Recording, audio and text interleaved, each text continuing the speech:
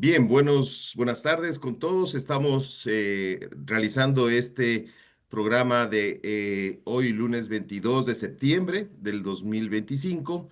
Está la UTPL a cargo de la realización de los programas de este mes. Y como hemos ya mencionado en los programas anteriores, estamos tratando de fortalecer y reflexionar sobre la problemática que se está desarrollando desde algunos años, hace algunos años, en torno a la minería ilegal, especialmente en el río Nangaritza en concreto. Y en el río Nangaritza lo estamos desarrollando porque precisamente hay un proceso de demanda para la reparación de este río que la está desarrollando y liderando principalmente la abogada Carla Luzuriaga. Y hemos querido en Lunes Verde pues recopilar testimonios de varias de las personas que están y han estado durante años desde diferentes aspectos en contacto con el río, han visto la evolución de este fenómeno en este entorno tan biodiverso. Entonces les saluda Rodrigo Cisneros de la UTPL. Primero damos las gracias a nuestra red de medios, Radio Poder, Radio UTPL, Radio Universitaria, La Cosecha Digital, La Única Radio, Zapotillo TV, Express TV, Radio Municipal y a nuestros colegas generadores de contenido Naturaleza y Cultura Internacional y la Universidad Nacional de Loja. Entonces, el día de hoy hemos querido convocar a uno de los investigadores quizá más relevantes de la región sur del Ecuador. Es un colega del Departamento de Ciencias Biológicas y Agropecuarias de la UTPL, el doctor Paul Sekeli. Sekeli, o tú nos dices siempre, nos corriges cómo lo pronunciamos, Paul. Muchas gracias por atender a nuestra convocatoria, a nuestro llamado, para que nos cuentes un poco tu experiencia bueno, también la información, el conocimiento sobre las especies que tú estudias. Bienvenido, Paul. Buenas tardes, ¿cómo estás? Buenas tardes, Rodrigo, y buenas tardes con todos. Muchas gracias por la invitación. Siempre un placer de hablar de, de ranas, ¿no? Entonces, es un placer para mí. Bueno, es larga la historia. No sé con qué empezar, con qué quieres que empezamos. Sí, quizá primero, Paul, cuéntanos, porque la audiencia no siempre es la misma, hay gente que se suma. Cuéntanos un poco, tú a qué te dedicas. Sería bueno dar el contexto de cuál es tu campo de investigación como biólogo. ¿Eres biólogo primero de formación? Y cuéntanos un poco Sí. eso. Sí, soy biólogo, ya estoy trabajando revisando estos días el currículum vitae para alguna cosa. Ya estoy trabajando de más de 20 años con anfibios. Soy de Rumanía y llegó en Ecuador en 2014 con las becas Prometeo, ¿no? De hace mucho tiempo ahora. Y tuve la suerte de ser seleccionado por la Universidad Técnica Particular de Loja y allá encontré un montón de personas súper animadas, especialmente el grupo de investigadores del EcoSlab, ¿no? Del grupo de investigación. Y allá empecé a vincularme con la universidad, empezando a trabajar especialmente con un proyecto relacionado con cantos de anfibios del sur. Y en 2017 tuve suerte de postular para un puesto de profesor y desde allá soy docente investigador en la UTPL y desde 2018 tengo suerte o mala suerte, depende desde qué perspectiva miramos. Soy el responsable de nuestro Museo de Zoología. Y soy súper orgulloso con eso porque tenemos un grupo grande donde tú mismo, Rodrigo, estás parte integrante de nuestro Museo de Zoología. Ahora tenemos en este museo representantes de todos los grupos grandes de vertebrados y en principio de invertebrados también. Sí, esa es mi breve historia. Pero relacionando con Angaritza, creo me parece interesante, ¿no? Ah, sí, también comentar que sí, trabajo con anfibios. Entonces, el estudio de los anfibios y reptiles es el campo de herpetología, como se llama. El nombre es un poco Claro. tonto para esto porque sí, es raro porque está agrupando dos grupos de animales que no tienen tan mucho en común. Los anfibios y reptiles desde el punto de vista evolutivo son bastante distintos. Sería mucho más tenía más senso tratar de agrupar los reptiles con aves, como son el mismo grupo en principio. Pero bueno, es una tradición vieja. Los viejos, los primeros naturalistas ya trabajaron con anfibios reptiles. En principio lo puedes usar las mismas técnicas de estudio para los dos grupos y en principio encuentras más o menos en un mismo tipo de ecosistemas los dos grupos. Y para esa razón, la herpetología es el campo de anfibios y reptiles y se continúa con esta tradición. Hay, Hay quizá una pregunta. Tú que eres originario de Europa, eh, ¿qué hace un rumano estudiando este grupo en Ecuador, en América del Sur, en este caso en los Andes? ¿Por qué te llamó la atención y cuál es la novedad para un herpetólogo como tú venir acá? ¿Por qué venir acá? Es súper buena pregunta. Y me gusta mucho hablar con mis compañeros, mis amigos de Ecuador, que son ecuatorianos y están trabajando desde niños, trabajaron aquí y no creo que pueden entender esto porque es otro mundo. Lo que pasa es que en Europa tenemos otro tipo de diversidad, tenemos mucho menos especies, pero tenemos gran poblaciones. No entramos en este detalle, pero tal vez podemos hablar también. La idea sería que tenemos mucho menos especies en Europa. Por ejemplo, Rumanía, que es un país de casi mismo tamaño como Ecuador, somos súper parecidos. Inclusivamente los colores de la bandera son iguales, son rojo, amarillo, azul, solo son cambiados el orden de los colores. Nosotros en Rumanía tenemos 20 especies de anfibios, 20, Rodrigo. Loja, la ciudad, y alrededor de Loja tenemos más de 20 especies de anfibios. Entonces, solo alrededor de la ciudad de Loja tenemos más especies como un país entero. Pero la diferencia es otra también. Sí, hay pocas especies, pero hay poblaciones súper grandes. Entonces, por ejemplo, el sapo común lo encuentras desde España hasta Siberia. Entonces, un continente entero tiene la misma especie. Entonces, el tipo de estudios son distintos, ¿no? Se trabaja más en temas de ecología. Ya casi no hay descripción de nuevas especies en Europa porque se conocen las especies hasta el inicio del siglo XX. Ya se conocían todo. Ahora, excepcional se describe un insecto, plantas. Por ejemplo, en Rumanía fue una sensación hace 5 o 6 años que describieron una nueva especie de planta. Una sensación increíble. Pensan, ya que se conocen todo, ¿no? Aquí en Ecuador, bueno, no cada mes, pero muy frecuente se describen especies nuevas de plantas y hay tanto de trabajo. Entonces, respondiendo a tu pregunta, a mí siempre me interesaba el campo de sistemática o taxonomía, ¿no? Es el campo que está clasificando los organismos vivos, ¿no?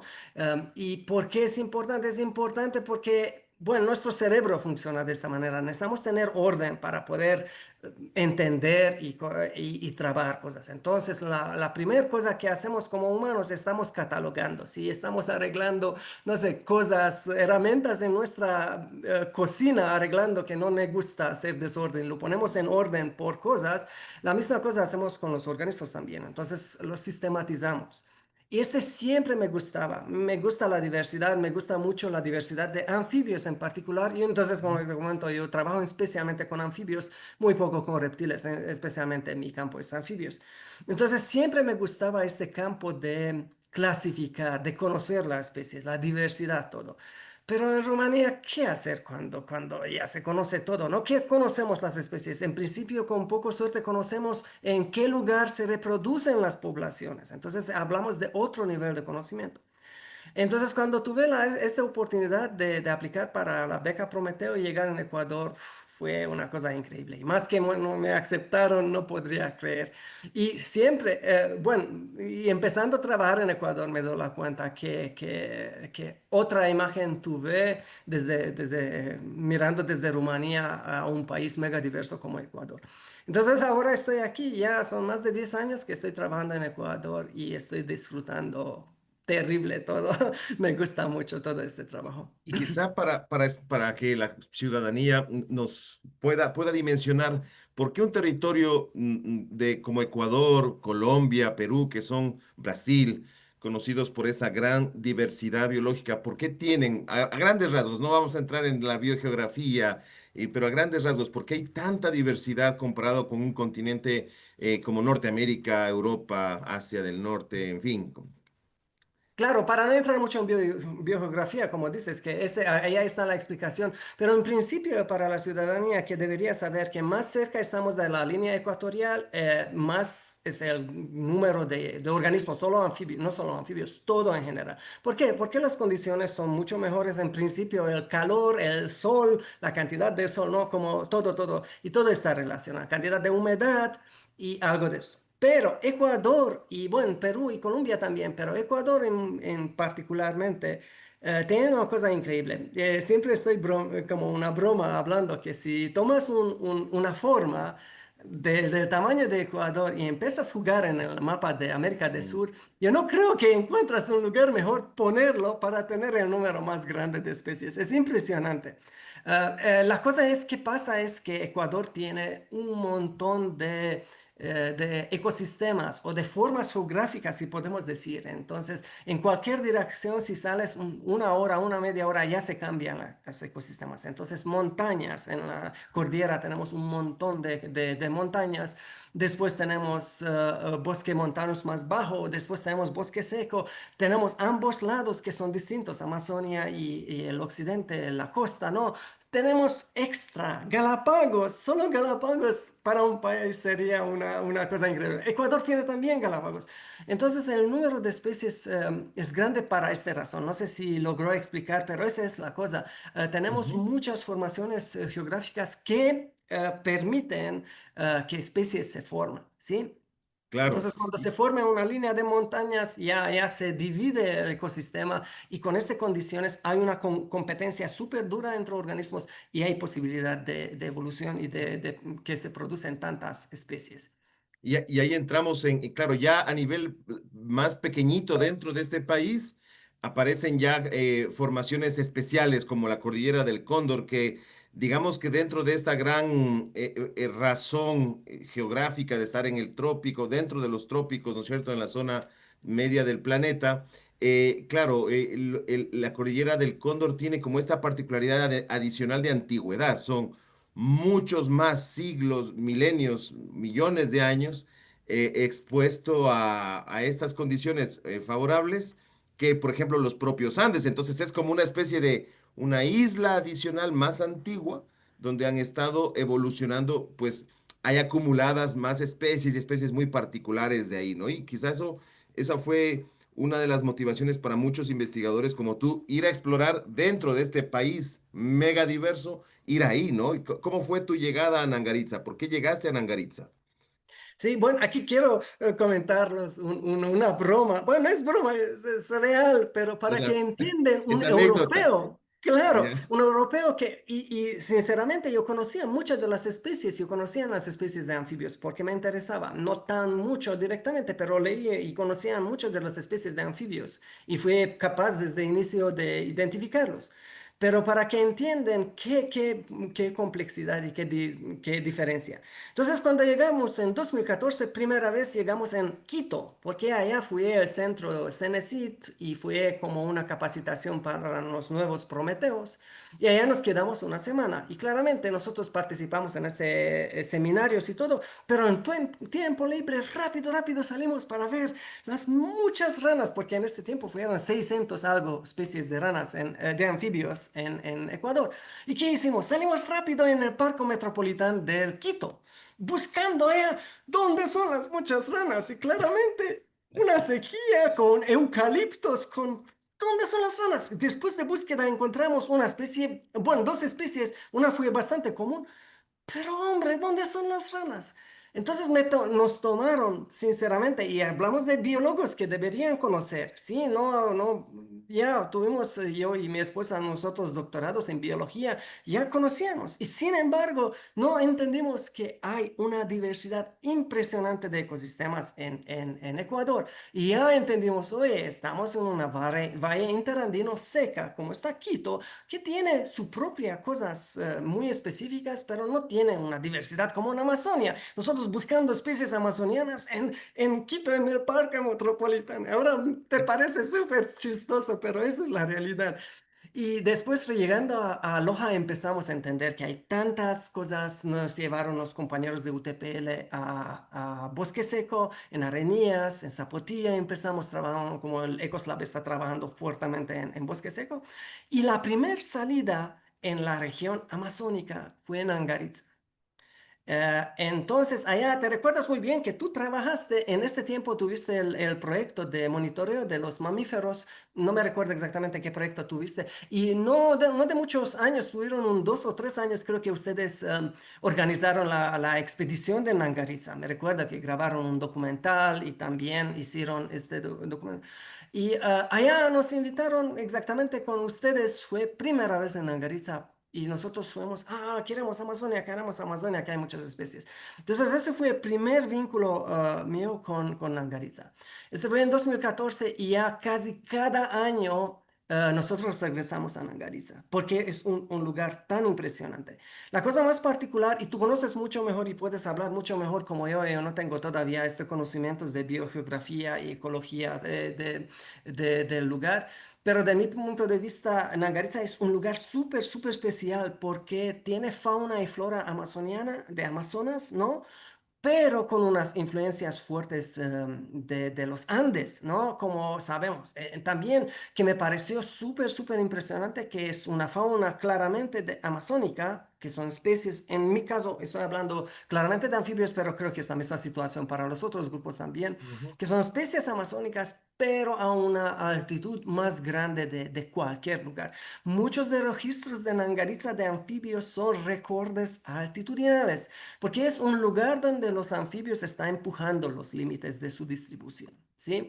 Entonces me pareció impresionante. Y para cerrar esta pregunta, cada vez cuando llegamos a Nangaritza, muy sinceramente estoy hablando, cada vez cuando llegamos añadimos una o dos especies nuevas a la lista. No nuevas, no descritas, pero nuevas a la lista de especies registradas.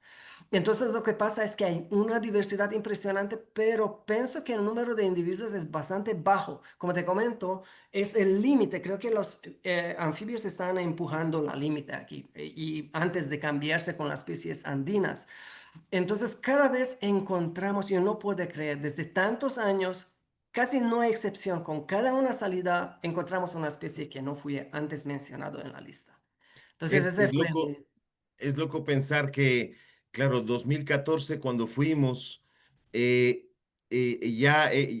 estaba todavía muy bien conservado buena parte de la estructura de los ríos, sobre todo de las quebradas, pero ya habían pasado quizá más de una década de colonización, mucho más. Y yo ingresé al Nangaritza a finales de los 90, donde no había la carretera que usamos cuando fuimos con ustedes. Y había que subir en bote desde muy abajo. Eran muchas horas hasta llegar a las Orquídeas, que es un sitio donde ya fuimos en carretera. Entonces siempre me pongo a pensar cómo habrá sido Nangaritza hace solo 50 años. O sea, lo conservado que debió haber estado sus bosques, porque cuando entramos incluso nosotros en el 2000 por ahí, con Carlos Iván, de hecho, a evaluar la fauna acuática y mamíferos asociados al río, ya había pasado toda la fase de extracción de buena parte de la madera. Ya no estaban esos bosques realmente prístinos de origen. Ya eran bosques bastante bien conservados, pero ya sin todas las especies y ya muy expulgado por los colonos que entraron quizá desde los años 80 90 a explotar la madera con mucha dificultad porque solo la podían bajar por el río. La carretera quizá marcó un proceso de ese proceso tan agresivo de colonización que ya se vio desde la década desde el 2000 hasta ahora prácticamente. Ahora, haciendo quizá un resumen, Paul, lo que tú viste que como decimos, quizá ya no fue, o quizá sí, no sabemos, incluso esa diversidad tan antigua, tú sigues viendo nuevos registros de especies. Eh, ¿Cuál es esta relación de los anfibios con los ríos? Quizá a mucha gente le parece obvia. No todas las especies están, los anfibios de hecho no los vemos navegando por los ríos grandes, por ejemplo, hay una relación con las quebradas. ¿Cómo funciona esta relación de las ranitas, los sapos con los ríos en sitios como este? Sí, bueno. Solo quiero comentar que toda esta historia es una de las más tristes de mi experiencia. Como hablamos de un lado, Ecuador es impresionante y es me siento súper, súper, súper afortunado de trabajar aquí. A un nivel que, como te comento, si no te naciste afuera de Ecuador, no estoy seguro que están entendiendo algunas personas, ¿no? Entonces, soy súper afortunado. Pero desafortunadamente, en el otro lado, visto en los últimos 10 años, nivel de destrucción y en todo el país. Nangariza es un caso muy, muy particular. Aquí nosotros visto toda esta destrucción en acelerado en un tiempo impresionante. En 2014, como tú dices, para nosotros fue impresionante. Ya cuando llegamos, una persona local que nos acompañó nos comentó que, mira, aquí hay minería ilegal. ¿Y qué fue? En el lado del río hay una cosa pequeña, no nada un excavador o una máquina, no, una cosa manual allá y que ellos hacen minería ilegal. Entonces en 2014 todo el río fue bien.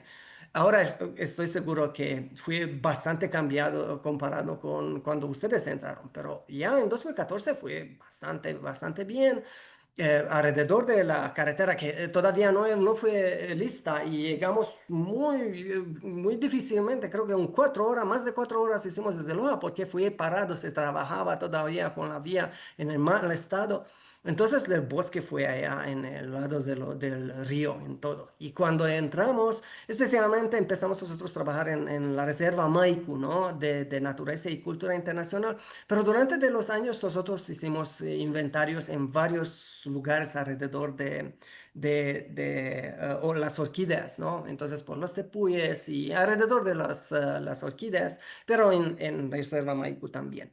Ahora, regresando a tu pregunta, sí, el río per se, el río Grande normalmente para los herpetólogos, bueno, las personas que trabajan con anfibios no es tan importante. ¿Por qué? Porque los ríos grandes son cosas súper, súper importantes, claramente, pero hay pocas especies de anfibios que ya viven en ríos tan grandes. Para anfibios, por ejemplo, las quebradas pequeñas que están alimentando estos ríos grandes son siempre más importantes. Porque las especies tropicales que viven en estos lugares están usando pequeñas quebradas. Son especialistas, gran parte de especies de estas áreas amazónicas están especialistas de vivir alrededor de quebradas, pero quebradas pequeñas. ¿Por qué no ríos grandes en general? En los ríos grandes los renacuajos tienen mucho más problemas, ¿no? Muchas especies de peces, o al menos en 2014 existían, Había. ahora que probablemente no hay nada, ese es otro tema y vamos a hablar, creo que si tenemos un poco de tiempo. Entonces, en los ríos hay un montón de peces, depredadores que están comiendo renacuajos y algo de eso. Entonces, desde inicio no es un buen un ecosistema para anfibios. Entonces, siempre es más ventajoso las quebradas pequeñas que también tienen especies de peces, pero no tanto y no de este tamaño como el Río Grande. Eso es una simplificación. Pero hay varias cosas. La calidad de agua las quebradas pequeñas es mucho más oxigenada. Entonces los renacuajos necesitan oxígeno mejor y hay varias razones para esta explicación. Entonces, las quebradas pequeñas siempre son más importantes. Entonces, nosotros siempre buscando anfibios, no vamos a buscar en los ríos grandes, pero vamos a empezar a entrar en las quebradas pequeñas que alimentan este ríos, porque allá hay la gran diversidad. Ahora, hay especies de anfibios inclusivamente alrededor de los ríos grandes, como Langaritza. No en el río grande, serían algunas especies acuáticas, pero estas no son reportadas todavía de Langaritza. Pero, por ejemplo, alrededor, no sé cómo, orillas del río, ¿no? Se dice, allá se forman cuerpos de agua estancada. Esto Ah, sí, estos son ecosistemas. Esto todo lo perdimos, porque es el lugar donde ya se metieron los mineros ilegales, destruyeron absolutamente todo. La orilla del río, como sabes, ya no existe en Langaritza. Entonces, todas estas especies, que normalmente no son especies muy raras, en verdad, son especies comunes porque son adaptadas, porque el agua estancada y ahora lo tienes, en 2 años desaparece porque se mueve un poco el río. Pero los anfibios que viven en este tipo de ecosistema ya están allá viviendo, ¿no? Entonces, esto es el tema con anfibios.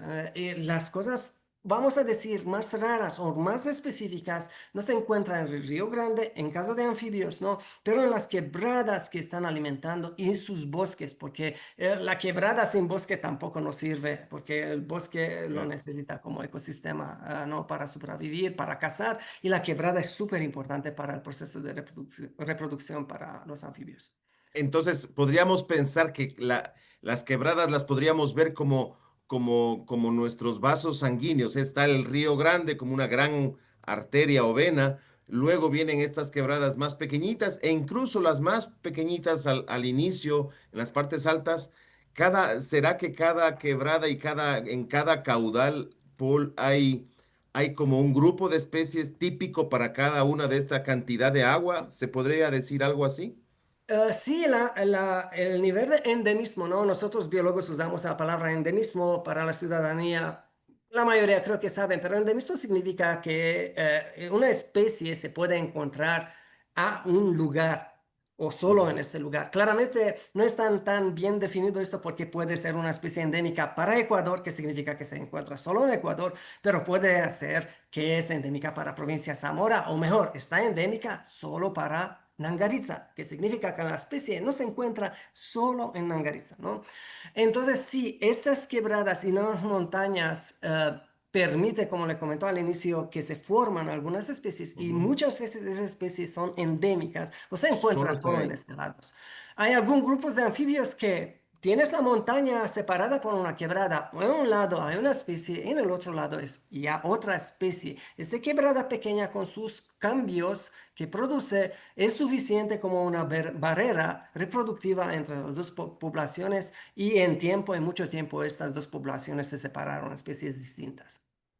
Ok, entonces no sé si los números puedan ser útiles aquí para que a la gente le ayude a dimensionar. ¿Tenemos una idea de cuántas especies en total o se ha estimado, no solo quizá ustedes, sino juntando otros datos de investigadores? ¿Se sabe? ¿Hay una idea del número de anfibios, de ranas y afines en Nangaritza? Sí, bueno, en Nangaritza es un poco para mí, ella, tú me puedes corregir, para mí es difícil de delimitar exactamente cuál es Nangaritza, si es todo el valle del río, algo de esto. Yo quiero puede comentar, Nangaritza, hablando de Nangaritza, especialmente la herpetofauna alrededor de las orquídeas, entonces maiku, orquídeas hasta Cabana Yancuam y no llegar hasta mucho más arriba. Entonces, solo esta área pequeña que no es todo langarista de ninguna manera, pero alrededor de las orquídeas ya tenemos casi 100 especies de anfibios registrados. 100 para un lugar tan pequeño, ¿sí?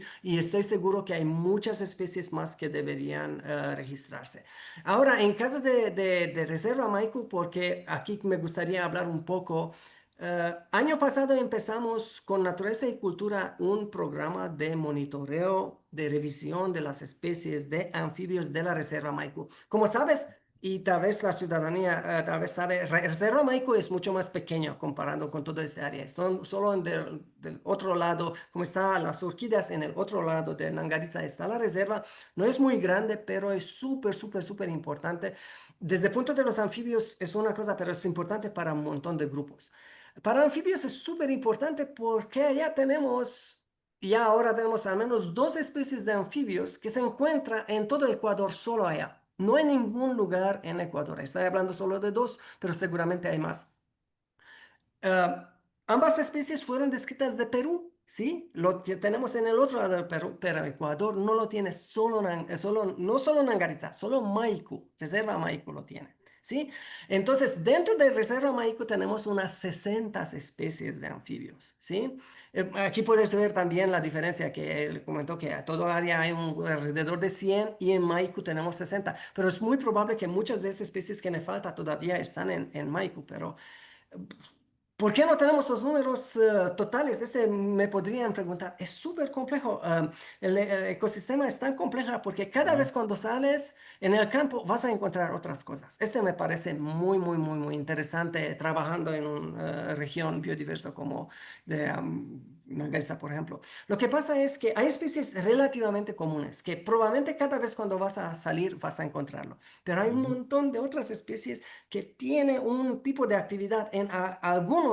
condiciones específicas. Si llueve y no sé cómo está la luna, todavía no entendemos. Y que a la persona que podría explicar esta cosa creo que va a tener un premio Nobel para ciencia seguramente. Están tan complejas todas estas cosas. Entonces, cada vez cuando salimos en campo tenemos otras condiciones y vamos a encontrar otras especies. Y para a esta razón no sabemos exactamente todo el número, estamos solo estimando. Probablemente con muchos años de trabajo se va a estabilizar y vamos a saber este número. Entonces, sí, estos serían los números. Solo para México tenemos alrededor de 60 especies y alrededor de las orquídeas unos 100 especies de anfibios. Es curioso porque quizá de nuevo, no todo el mundo tiene en la cabeza la película, pero geográfica de la región, pero es muy interesante intentarlo explorar y ahí siempre yo insisto en el uso de Google Earth o Google Maps al menos para buscar, pero lo curioso de Nangaritza es que tienes al lado oriental, occidental sería, la llegada de los Andes, ¿no? Todas las estribaciones que vienen desde aquí, desde los Andes del Podocarpus. Pero al otro lado del río está la cordillera del Cóndor propiamente dicha, que está con mucha más antigüedad en millones de años. Siempre recuerdo en el expediente que se envió para la creación de la Reserva de Biosfera Podocarpus el Cóndor, se hablaba de esas diferencias de millones de años y además esta formación marítima que había conectado prácticamente el Golfo, el Golfo de México y un brazo de mar que había llegado hasta estas regiones. Entonces hay una serie de fósiles tan antiguos como 150 millones de años que conectaban Nangaritza con el macizo guayanés. Imagínense, las Guayanas al norte de Sudamérica. Y teníamos unas costas marítimas metidas aquí adentro y desde ese entonces incluso hay algunas familias, me parece, de árboles que todavía están solo presentes ya en las Guayanas, Venezuela y aquí. Entonces eso data de lo antiguo que es. Y entonces en Angaritza es como este micrositio donde se confluyen los Andes con esta cordillera tan antigua. Entonces, de ahí se da este mosaico tan raro, esta mezcla tan rara, donde encuentras quizá familias de especies andinas, pero también familias de especies mucho más antiguas que los Andes incluso. Y eso es muy loco, digamos, desde el punto de vista de biodiversidad. Ahora, por estas características de los anfibios, quizá para ir cerrando hacia el tema minero, Paul, los anfibios son muy sensibles. Creo que la ciudadanía puede entender que al estar relacionado con el agua, los anfibios son como los primeros, podría decirse, en sentir que algo ha cambiado, algo se ha dañado. Esa sensibilidad, ¿a qué características está asociada de los anfibios? Para empezar a entender por qué es el grupo más amenazado, uno de los más amenazados dentro de toda esta problemática. Sí, es súper buena pregunta porque siempre se habla, inclusivamente no solo los especialistas, pero muchas personas dicen que los anfibios son bioindicadores. Son Ujú. entre los mejores bioindicadores vertebrados, porque hay muchos invertebrados también que son súper buenos indicadores. ¿Qué significa esto? Son animales o grupos de organismos cuya presencia en un ecosistema está una evidencia para la salud del ecosistema. Con otra palabra, si tienes una quebrada, no tienes ranas o anfibios en general allá, es un buen indicador que la quebrada está contaminada. ¿Por qué? Especialmente es relacionado con la fisiología de este animal, especialmente con la respiración. Lo que pasa es que los anfibios tienen una piel húmeda y es súper importante esto porque la mayoría de los anfibios, más de 80-90% de su respiración es cutánea o por piel. Tiene pulmones, pero hay muchos anfibios. Por ejemplo, en Nangaritza mismo hay un grupo de salamandras, hay una especie nueva de salamandra en Nangaritza, que es un grupo famoso porque no tiene pulmones. Ya no tiene nada de pulmones, entonces se respiran 100% por el piel. ¿Qué significa que respira por el piel? Esto significa que el piel, para esta razón son húmedas, ¿no? Si ahora saben la gente, es húmeda, debe ser húmeda para que ayuda el intercambio gaseoso, ¿no? El intercambio de oxígeno Es y como, dióxido de como carbono. tener los pulmones afuera o algo así, ¿no? Exacto, exacto. Pero este también es un problema para ellos porque es súper permeable. Entonces, cualquier sustancia química que está fuera del ecosistema, su hábitat, entra por el piel directamente en el organismo. Entonces, un poco de contaminante y ya los anfibios mueren. Por ejemplo, nosotros que usamos en el campo, como hay mosquitos, ahora no tan mucho, pero normalmente hay un montón de mosquitos y usamos repelente para mosquitos. Esta sustancia es mortal para anfibios. Entonces, nosotros cuando salimos no usamos, yo personalmente no me gusta usar para esto, porque si me pongo ¿cómo se Repelente. dice? Repelente. Repelente y toco un anfibio, lo puede matar, porque esta cantidad pequeña que tengo en mis manos pasa por el cuerpo del animal. Es una toxina bastante fuerte que puede matar. Ahora piensan que botan cualquier cosa en las quebradas, Ujú. todo esto entra. Entonces, para esa razón, los anfibios son tan buen bioindicadores. Ahora, un reptil es otro diferente. El piel está con escamas, ya no hay este cambio. Los peces que viven en la quebrada mismo, es interesante, no son tan fuertes bioindicadores porque son bastante resilientes en general con su estructura la fisionomía. Depende de especies. Hay especies súper sensibles, entonces un poco contaminación en quebrada matan las especies de peces también. Entonces, esa es la razón para la cual los anfibios son tan buenos para ver la salud de las quebradas, los ecosistemas húmedos en general, no solo quebradas.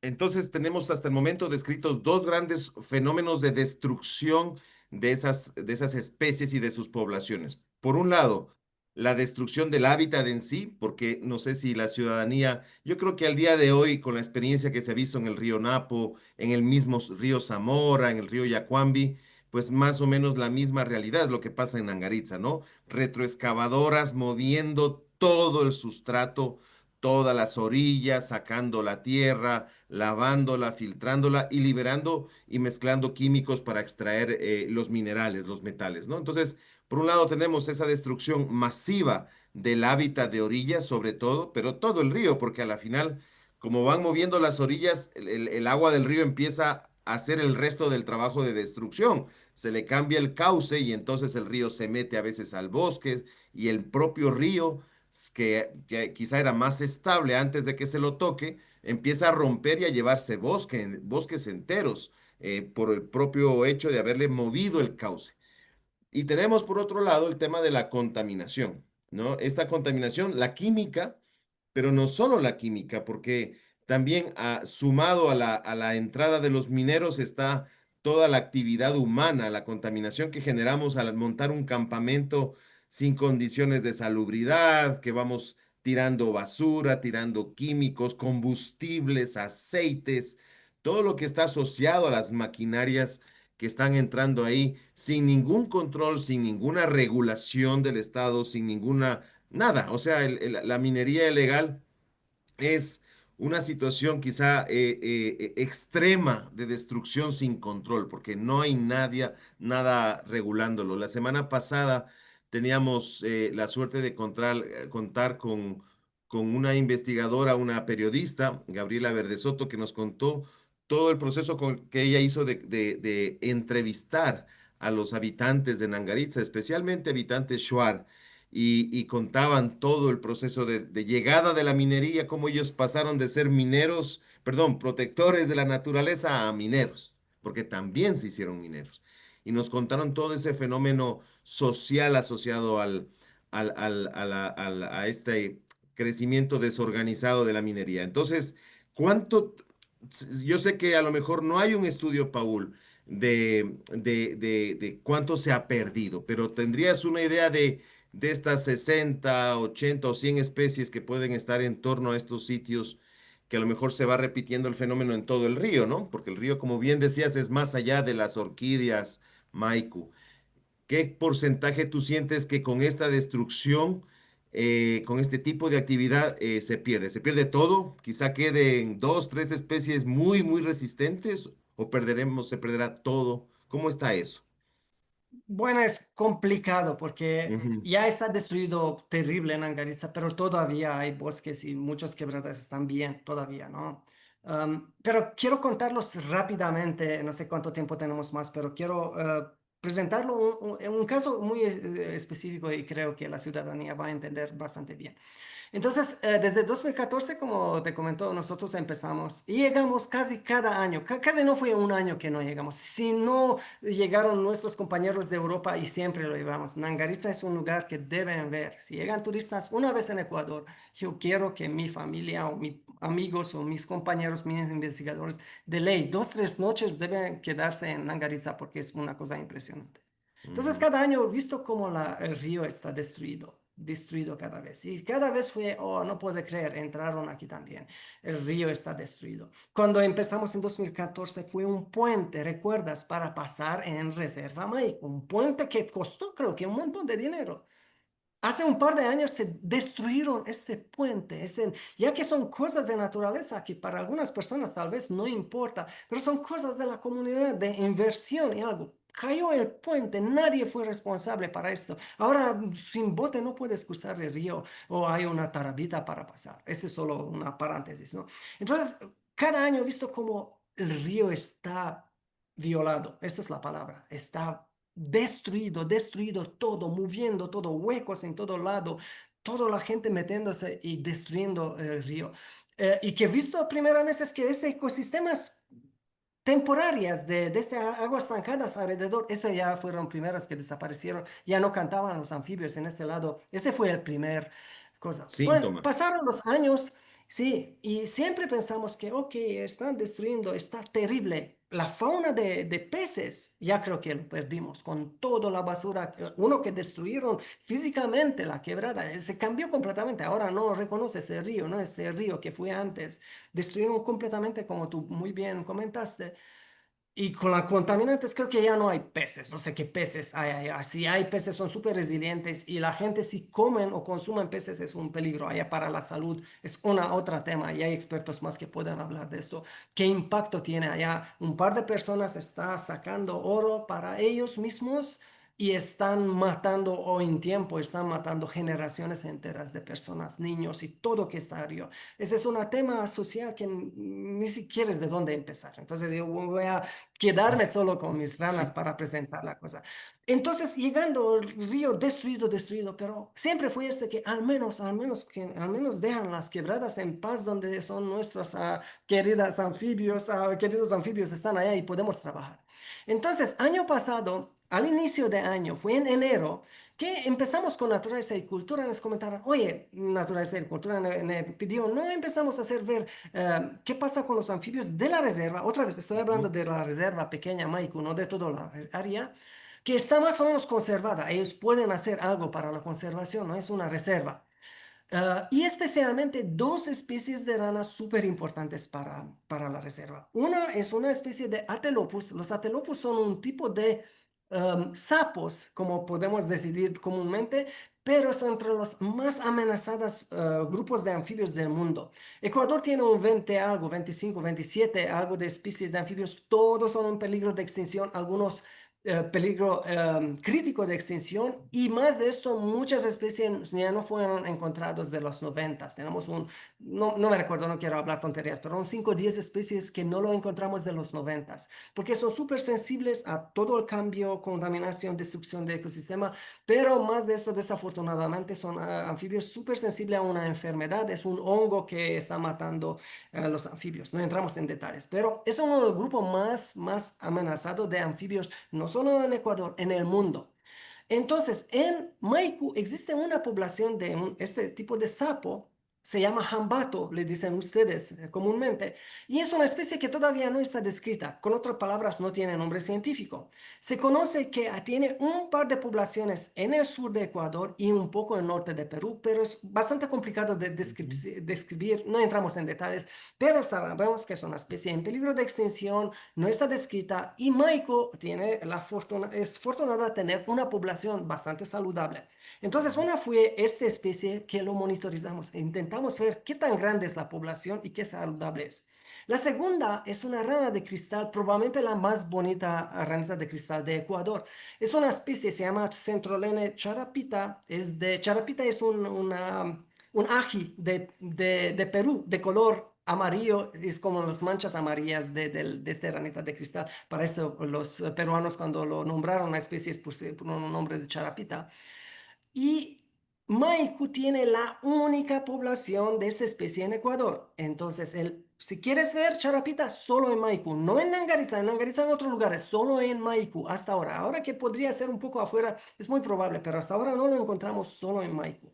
Entonces, como son especies súper importantes para la reserva, nos pidieron, oye, vamos a intentar ver la salud de la población, cuántos individuos tenemos, qué podemos hacer para conservar.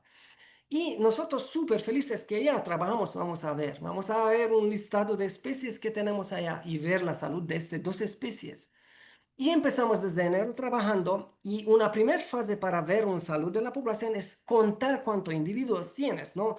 Y usualmente cuando trabajas con este tema, y tú sabes muy bien, trabajando tantos años con los osos, tienes los osos las manchas de la cara que son únicas, ¿no? Ujú, Y entonces con una imagen buena tú puedes identificar, este es Pepito, es Juanito, es el número no sé cuál, tú sabes cada un individuo.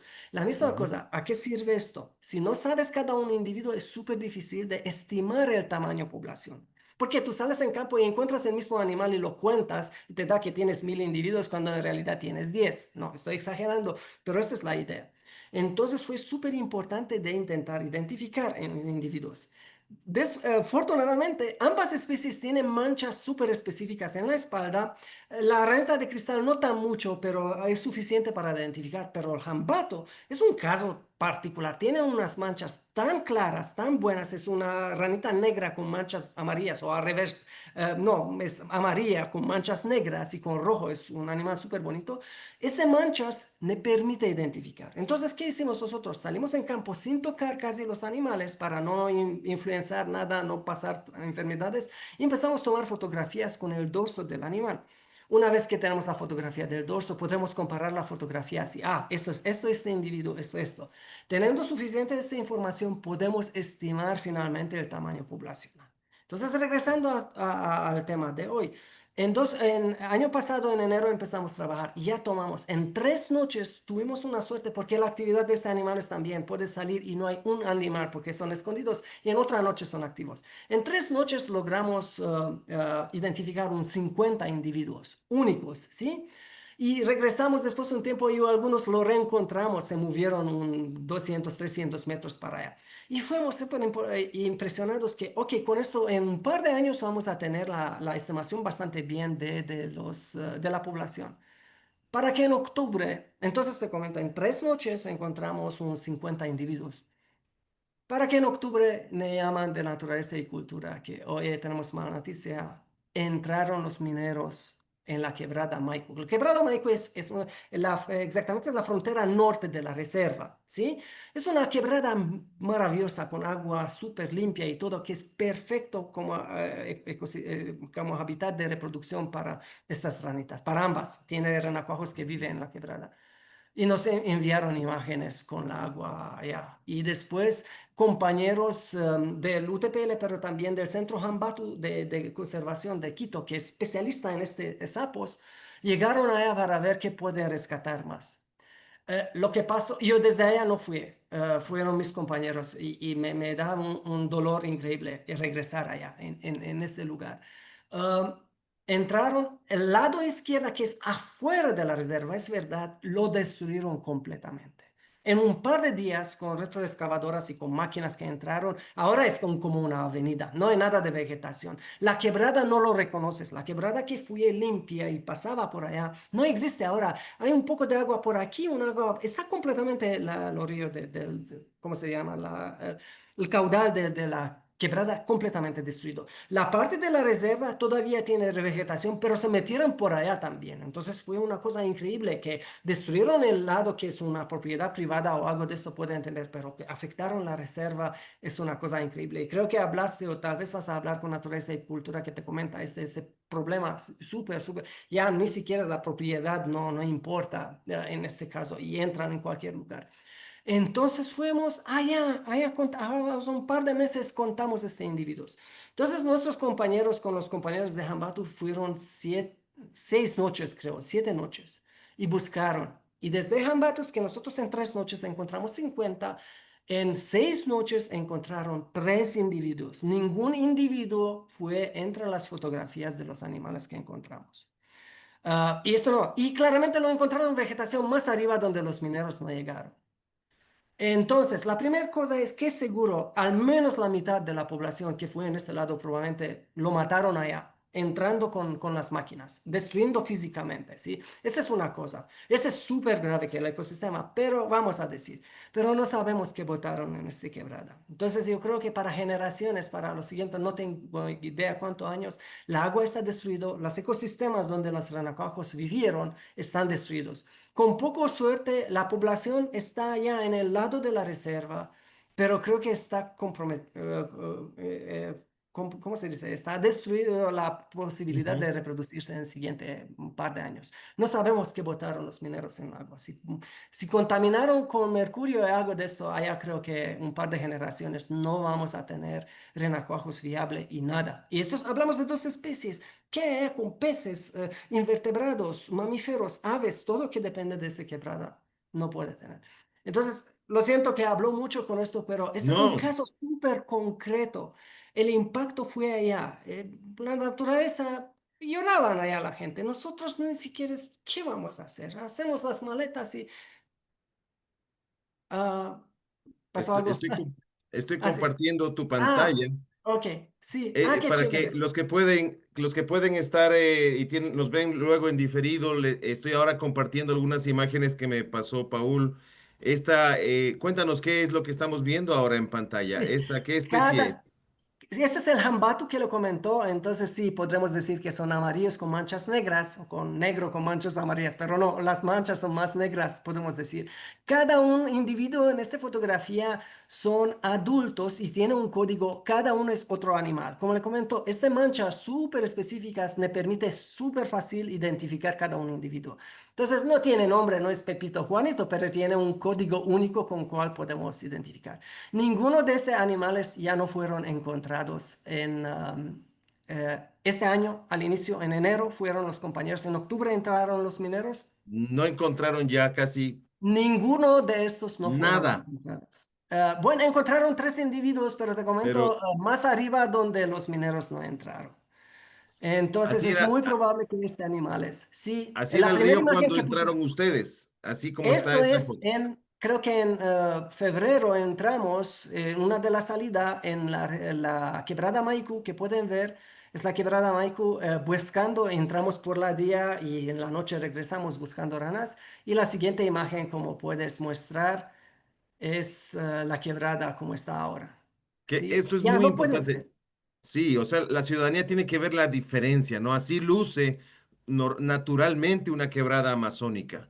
Es así, tienes vegetación hasta la orilla, con pedacitos de sitios donde se acumula quizá el fango, se hacen estas charcas que decía Paul, y todo esto es muy frágil porque como vemos, es un continuo entre el agua y el bosque. Entonces, ahí es donde se da esta relación entre los anfibios y otras especies del interior del bosque hacia la quebrada. Entonces, no solo es aprovisionarse de agua limpia, sino que en el río ocurren muchos procesos como la reproducción, como el crecimiento de la población, etcétera. Entonces, la quebrada es vital, las quebradas son vitales. Y así es como va quedando. Ese es este podría ser la foto que resume lo que pasa después de que entra las retroexcavadoras a una quebrada, en cualquier sitio realmente, en los Andes o aquí o en la Amazonía, ¿no? Va dejando destruido, abierto el cauce como que hubiera pasado una gran inundación, destruyendo todo. Vemos ahí, me parece muy explícita el galón ese de combustible, seguramente goteando aceite y todo lo que ha ido destruyéndose, a más de la contaminación que está ocurriendo cuando en los sitios donde se está trabajando directamente, porque esto es como que van subiendo poco a poco. Es difícil, como la ciudadanía entenderá, ir a tomarles fotos mientras están haciendo esa actividad. Es muy complejo, la gente pues se puede poner muy agresiva y no vale la pena.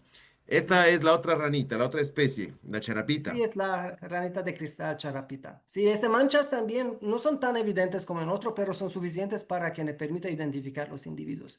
Y quería solo añadir una cosa más que sí, estoy hablando de anfibios, que con esto estoy trabajando y me interesa mucho, pero anfibios, ¿qué importancia tiene? Anfibios son solo una rueda pequeña, porque de este anfibios hay muchas otras especies, reptiles, mamíferos, aves que están comiendo este ranas. Entonces están dentro de un ciclo, todo está relacionado allá. Los anfibios cumplen su rol ecosistémico súper importante. Uno de entre estos es exactamente, es comida para otros grupos, ¿no?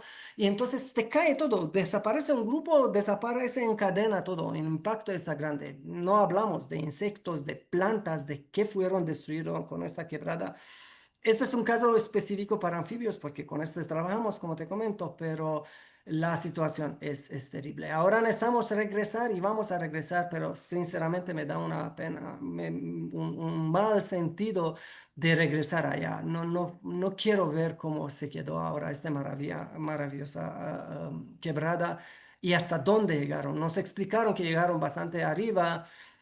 Afortunadamente hay todavía más arriba, está protegido, pero ¿quién va a decir que no se van a parar aquí? Van a llegar, va a subir en cada una. Y esa es una quebrada, hay miles, no sé cuánto, hay muchos que este tipo de quebradas. Si se mete en cada uno, allá empezamos a perder este tipo de cosas, que ya la río fue afectado. Y regresando al inicio de tu pregunta que me preguntaste si podemos estimar, es súper difícil de estimar qué pasa, pero en este caso, ya con esta actividad de minería ilegal, afectaron dos especies súper amenazadas, una única en Ecuador y afortunadamente hay una otra quebrada donde se reproduce la charapita, pero no estoy seguro que allá también no se van a meter. Si se mete en esto, la especie va a desaparecer desde las especies de Ecuador. No sé qué pasa en la parte peruana.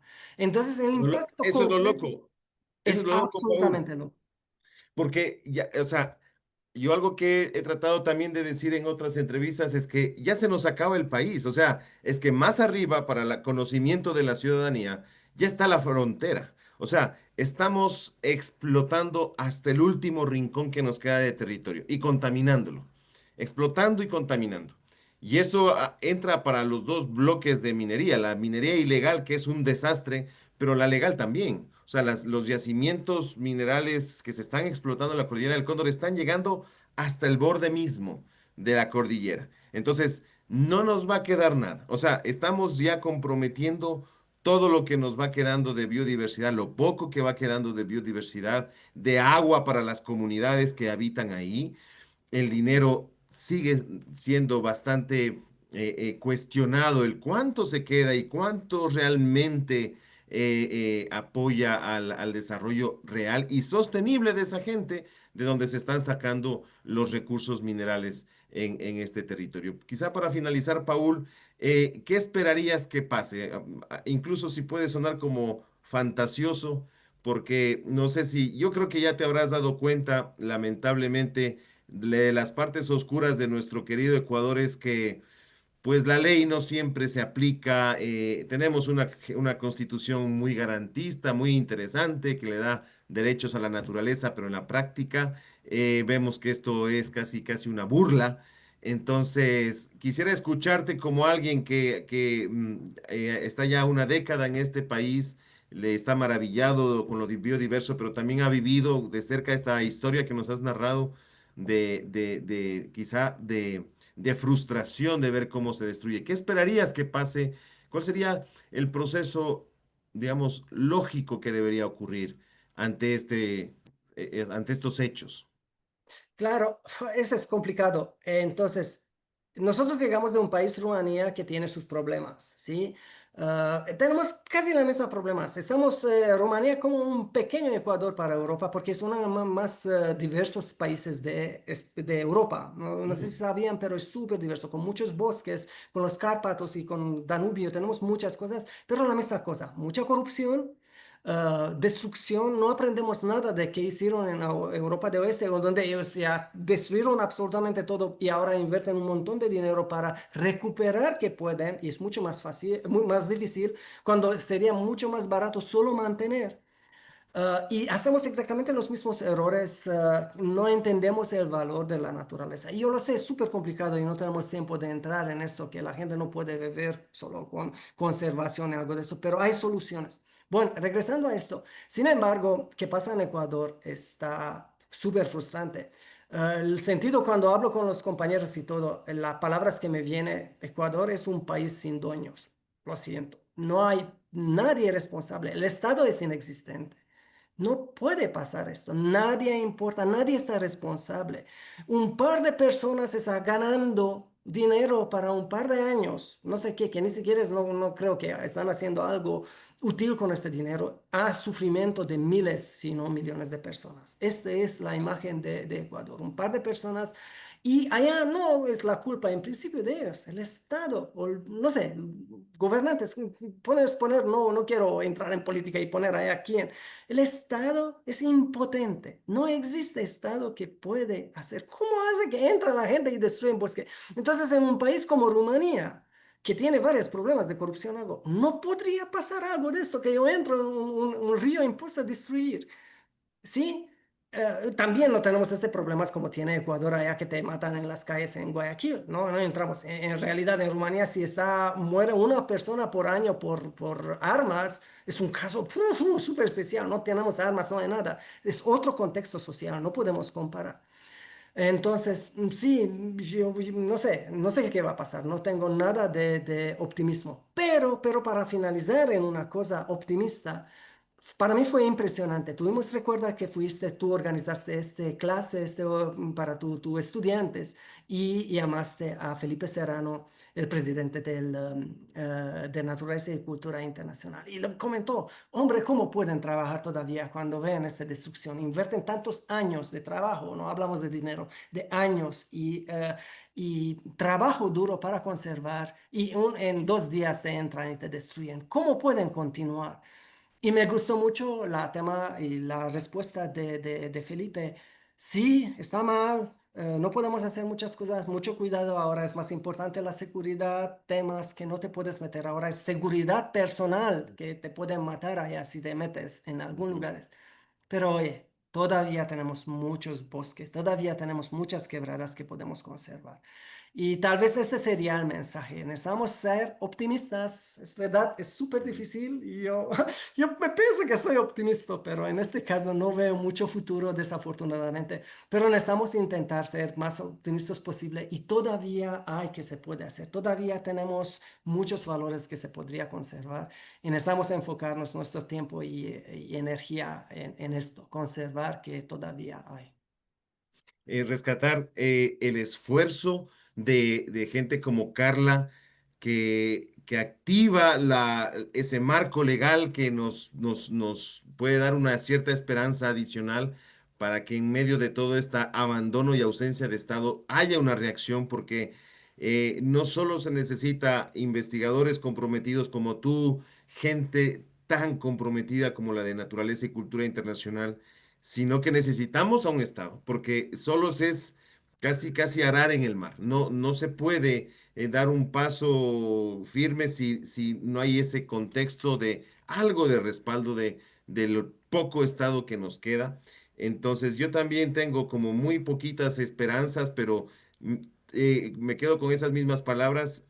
Hay que luchar desde donde lo podemos hacer, aportar, hasta el último, hasta el final, hasta que se consiga algo, y si no se consigue, pues no dejar de hacerlo, porque creo que eso nos da incluso hasta sentido de vida a los humanos, a los investigadores. Es algo que discutíamos en nuestro departamento de ciencias biológicas la semana pasada.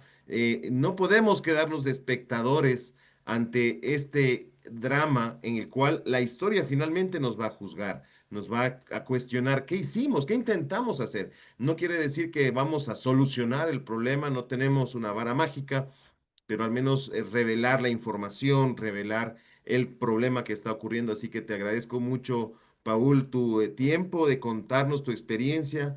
Que estés ya una década, se nos ha pasado festejar esos 10 años, hay que festejarlo a ti y a Diana, pero gracias por ese esfuerzo, por investigar nuestra biodiversidad y desde donde se puede incluso hacer algo para conservarla. Así que Con esto cerramos. Agradecemos a la audiencia por su tiempo de escucharnos, que también quizás sirva de algo de reflexión y ojalá de movilización, de respaldo a las iniciativas. A mí me ha generado mucha esperanza lo que vi la semana pasada en Cuenca, ver cómo la gente se une, investigadores, políticos, ciudadanía común saliendo a las calles a respaldar además información que ha sido evaluada y de poner en esta balanza qué es primero, ¿no? Unos cuantas onzas de minerales o el compromiso de millones o al menos cientos de miles de habitantes de esa región. Ha sido muy esperanzador que ver a esa ciudadanía en paz, en orden, juntarse a reclamar y a dejar muy clara su posición. Me ha gustado mucho y ojalá acá en el sur del Ecuador podamos copiar algo de estas buenas prácticas. Así que muchas gracias, Paul, y te hemos de estar molestando en otro lunes verde. Muchas gracias por la invitación. Hasta pronto. Gracias. Con eso terminamos y nos vemos el próximo lunes verde, quizás cerrando ya el mes, y ojalá tengamos un invitado que nos ayude a cerrar todas estas ideas de invitado o invitada del contexto nangariza. Así que los esperamos el próximo día lunes. Un abrazo.